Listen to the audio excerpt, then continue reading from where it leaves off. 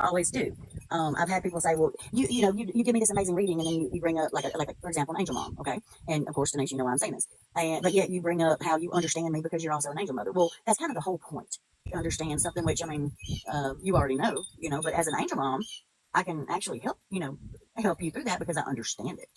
Because people don't understand it, which but guys, that's with anything, right? If you haven't been through it, you don't truly, even though you sympathize with it, you don't truly understand it. Right, and that's why I absolutely encourage, taking different tasks to different people, because one person might actually have lived through a similar situation and can better resonate and better help you through that trauma, and then somebody who's never lived in a similar situation. Like, I can take, like, we're gonna take my mama in this instance, okay? Because it's easier. But the death of my mama, okay, I can take that to Lucy all day, every day, because she literally lost her mama just days after I lost my mama in the same year. Okay, so I can take that to Lucy and feel comfortable opening up to Lucy with it. But my drug addiction and my prostitution, I can take the drug addiction over there, but I can't take the prostitution to Lucy because she's never lived that. She's never had to do that type of thing in order just to survive in this world. So I'm gonna find somebody else who has gone through a similar situation, and It's a great thing because it's kind of like you think about it. A lot of people do, buddy partners to lose weight, for example. I've always heard of that. Yes. Well, Yes. people don't understand that a spiritual awakening is not just getting readings or being able to see spirit and talk to spirit. It's more than that. It's deep, deep inner healing. Because it's part of, I mean, what we're supposed to do, and we can't help other people truly unless we understand and work through those things. So they're like, well, you got through all that, yeah, but life happens, and just because you got through this, unfortunately, doesn't mean something else isn't going to happen in the future. So we're always working on ourselves. I just like the topic of inner child healing because I feel like that's something that I struggle with the most in my healing journey because like no part of my childhood was ever really happy or safe. You know what I mean? So that's a very like touchy subject for me. And what's crazy is like whenever I get triggered, I like shut down and don't talk to anybody. So I like the buddy system. I like that idea a lot. And that's absolutely a trauma response. And whenever you're in a buddy system, your buddy is meant to sit there and be able to talk you through that shutdown and get you to feel comfortable enough to open back up and continue doing the work. Mm-hmm. And you may, like, yes, it's a 30-day, workbook, but you can stay on day one for a week if you need to be able to actually work through it. Spend a week, spend a month, but make sure that you're being consistent on trying to do the work on that. Don't just, be like, okay, well, I'm going to do it. Well, I'm going to take my time and then have one session with your buddy and then be like, okay, well, I'm done today. I can't take no more. And then just never do it again because you're never going to get anywhere like that. I'm inner child work right now. Inner child healing. If you're not subscribed, it is free to my YouTube channel. That is where a lot of educational, all kinds of things, religious trauma, narcissistic abuse, domestic violence, angel moms, things like that. It is on Discord, and it's in my bio. What's Inner child work is about that's what I'm saying. Like, it's so much more to spirituality. We're talking educational, spiritual, all of those. And my path in this life is to help others find their path. Today, you're going to go to a favorite place as a child. This can be a beach, park, restaurant, family member's house, or any other place. My example for that one was I cannot physically go to my grandmother's house anymore, but that was my favorite place. So I put myself in the middle of the woods and I visualized being at my grandma's house, her feel, her touch, her smell, going to church, cooking dinner, all the things that I loved and remembered. And I relived that in my head as to go ahead and just love on myself. And the inner child is all about learning to love yourself. We were talking about writing a letter. I think Butterfly and I were talking about that the other day, how I wrote a letter. Okay. Yeah, I remember that. Another one of the days is literally just setting aside 30 minutes and eating your favorite childhood snack. Or really smell it and take in the smell of everything about it. Not trigger those memories that way. Yeah. Well, I haven't even thought about that to right now. Yeah. When we have awakenings, we normally don't have anybody to talk to, and we all know that. It's hard. All my gifts are actually in the Word of God. Solution. Work through it, and now I have my own boundaries and things like that. But inner child healing for me has been more difficult, I would say, than like with what Denise was saying, that it's almost more difficult for me to look back on my childhood because there's a lot of very thick and heavy feelings and energies that I had to sort through to kind of get to the fun stuff and to appreciate the fun memories. So most of my experience with inner child healing has been the connection between my inner critic and my ego and some of the stuff that I've been through as a kid. But going through that process, I've been able to kind of reconnect with some of the things that bring me joy and started to integrate that a little bit more. But I also have done something similar to a letter. It's less of a goodbye letter and more of just an emotional release. It's like an FU letter, if you get what I mean, and a thank you letter. So you spend some time getting out all of the anger and emotions in all of the ways that you feel about someone and what they've done, and then you come back and you find ways to kind of be grateful for the strength and the wisdom that's found through the hardship.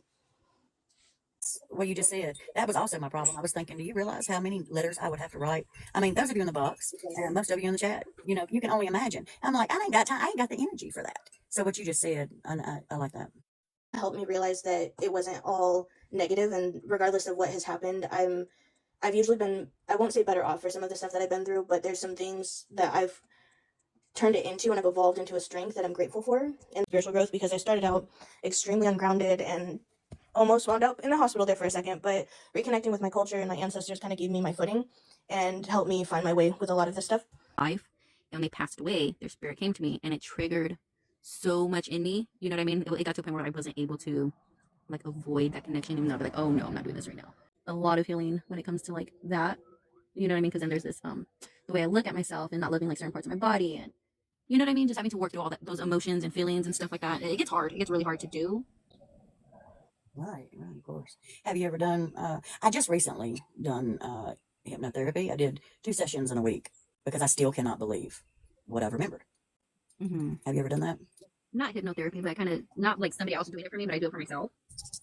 A lot of other family members in the spirit that help me, like my aunt, she literally became my spirit mom. She's on my ass all the time. Like whenever I'm laying down, she's like, get up and stop being lazy. Da, da, da. I'm like, girl, it's time for you to rest now. No, I'm just kidding. Like, okay. But I do love your guidance and support. Read her comments about, you know, she wasn't ready. To really face all of the trauma that you've ever walked through, you need to approach hypnotherapy with caution, or wait until you are ready, or you've, you know, done some other healing outside of, you know, the shit you don't want to talk about, because hypnotherapy, it could be something that you have completely forgotten, and it could be the most traumatic situation that you've ever lived in your life. I mean, sometimes we think we're ready, but we always have to soul search. We have to really dig deep and see if we're ready, because Becky's book, I was actually doing the work, and I am a Taurus. I am all freaking bullheaded, hard-headed, but I have a heart with my bluntness and all that. So I do have some kind of side of me that's not Taurusy, but I am very, very stubborn. Always have been.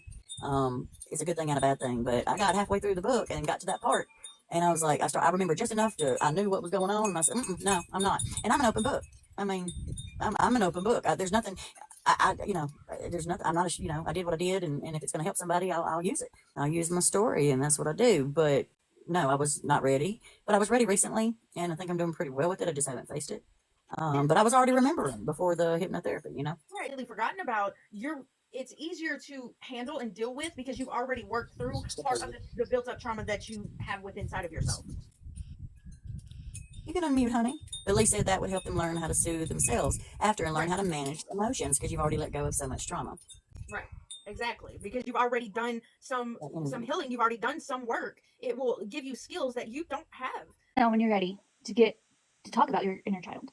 You're never going to be completely and 100% ready, but it's whenever you are sick and tired of being sick and tired of continuously repeating the trauma responses that you have, and you want to start healing that part of yourself, that you get into it, that you're ready to start the work. I mean, you're never really ready to face it. None of us are. I mean, it's trauma. All I could think about was being a child, locking myself in a closet, hiding from my father from beating the crap out of me, and I was. That is a trauma response. Rather, it was held on to from something else. As in, even a week ago, it finally exploded.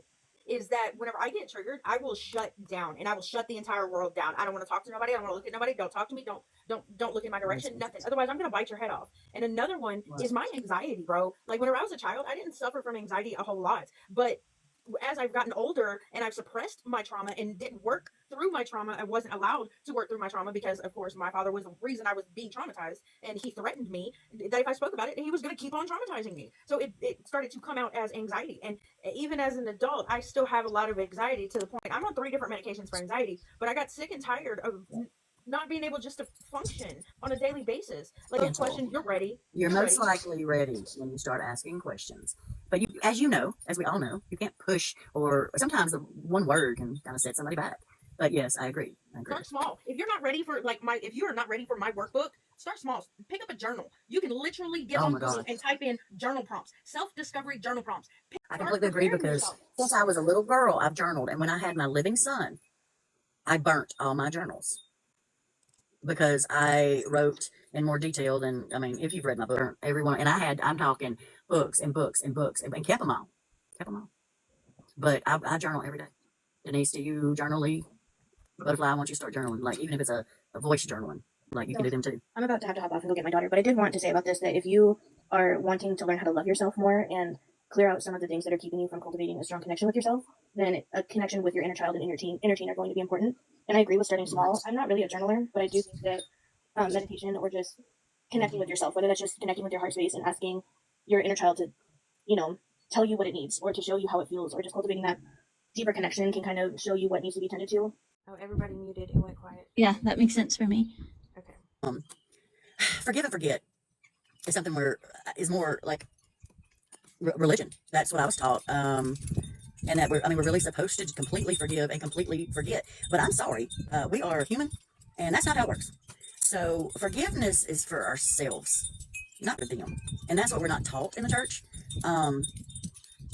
So it's kind of like it's hard for me to explain because it's also inner child work. It's also inner self, and it all kind of runs together with shadow work.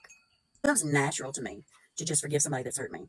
And unfortunately, I used to before my self-discovery, my shadow work, I've come a long way. I mean, the only reason I have a natural ability to just forgive and forget. Now, I'm going through something that's, I'm remembering things, and it's another part of my spiritual journey, and until I get it all together in my own head, I'm not going to say it out loud. So I haven't actually dealt with that, but forgiveness is just natural. Love is just, it comes natural to me, and I don't know why it doesn't to everybody. And have a relationship and truly still love them. I forgave him for myself. Forgiveness is not for the other person. Forgiveness is for your inner peace. Truly forgiveness. You see what I'm saying? Not on just your subject or your situation. We're talking in general for everybody, right? So forgiveness, is that really like just not associated? Is that really forgiveness? Situation. It doesn't matter. Any situation under the sun. It can be your best friend of 20 years messed you over and you just simply don't want them in your life anymore, so you don't associate with them. But you go ahead and forgive them for what they Sorry, let me turn it off. One thing that really helped me is my faith. When I was on my journey of forgiveness, one thing that stood out to me the most is, when they